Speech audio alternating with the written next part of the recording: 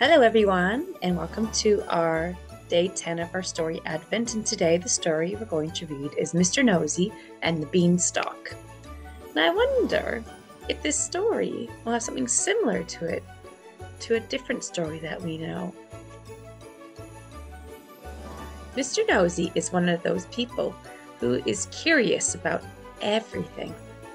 If he comes across a parcel, he will start to wonder what is inside. And the more curious he becomes, the more he has to know. And even if it is addressed to someone else, Mr. Nosey will not be able to stop himself from opening it, just to have a look. His curiosity always gets the better of him. One day, Mr. Nosey was out for a walk when he met a wizard. The wizard was holding a small bag. Mr. Nosey, being Mr. Nosey, had to know what was inside the bag. The wizard told him that it was a bag full of magic beans. Mr. Nosey had to know what was magic about them. "I will give you one bean," said the wizard, "and if you take it home and plant it, you will find out. That is, if you're sure that you want to find out." What a silly question. Of course, Mr. Nosey was sure he wanted to find out. At home, Mr. Nosey planted the bean in his garden. The next morning, he could not believe his eyes. There in the middle of his garden was a giant beanstalk that stretched up to the clouds. As Mr. Nosey admired the beanstalk, a thought occurred to him. What could be at the top of the beanstalk?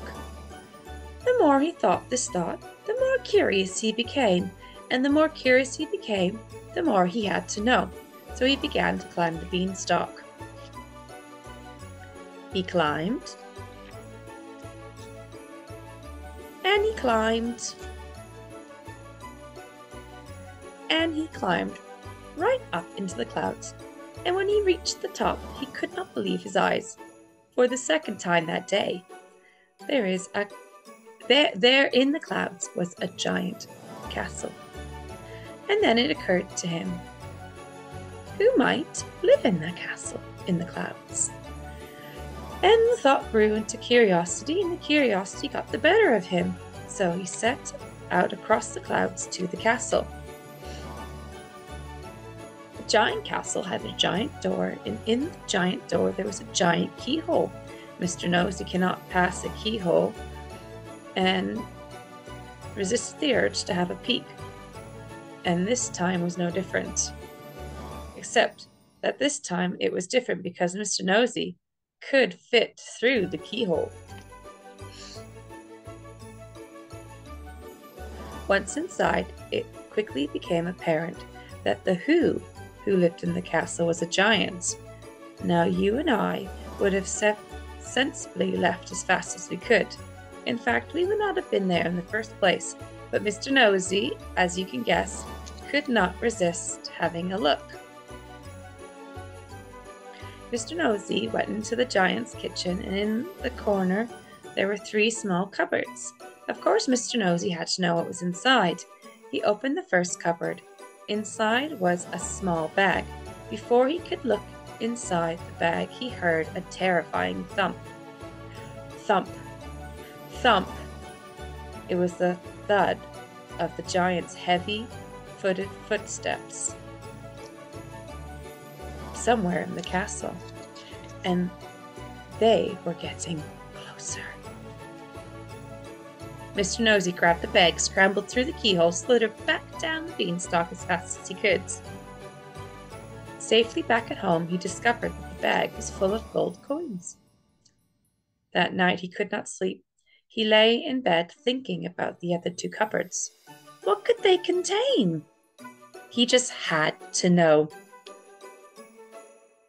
Early the next morning, back up the beanstalk with Mr. Nosey, back through the keyhole and back to the second cupboard in the giant's kitchen. Inside was a pen. That's curious, thought Mr. Nosey to himself. Not for the first time in this story. He picked up the pen, and there was a golden egg. "A hen that lays golden eggs," murmured Mr. Nosey. "I'll need to take this home to have a closer look." Just then Mr. Nosey heard the heavy boots of the giant coming down the stairs. Thump, thump, thump. Mr. Nosey tucked the hen under his arm and ran for his life. The hen fascinated Mr. Nosey, but it did not stop him thinking about the third cupboard. He was terrified of the giant, but his curiosity overcame his fear, and so the following morning, back to the giant's kitchen he went. He opened the third cupboard, and in it was a golden harp. A golden harp that was singing. Mr. Nosey sat and listened to the harp. He felt safe knowing that he'd be able to hear the giant's loud boots coming. But the giant was wearing his slippers that morning, which is how he caught Mr. Nosey. "So you're the thief," boomed the giant. "I have a mind to grind your bones to make my bread." Mr. Nosey's eyes nearly popped out of his head. "But I won't," continued the giant. "I prefer cornflakes for breakfast. Now, I know what to do with you. Since you are so interested in what is inside my cupboards, you can clean them out for me." And Mr. Nosey did. It took him 3 whole days. Giant cupboards are, well, giant. "Now let that be a lesson to you," said the giant. And you'd think it would have been, but the very next day Mr. Nosey came upon an empty house, and the front door was open. And on the kitchen table there were 3 bowls of porridge. But that's another story. Thank you so much for joining me today with our 10th story. I hope that you have a lovely rest of your day and take care. Goodbye.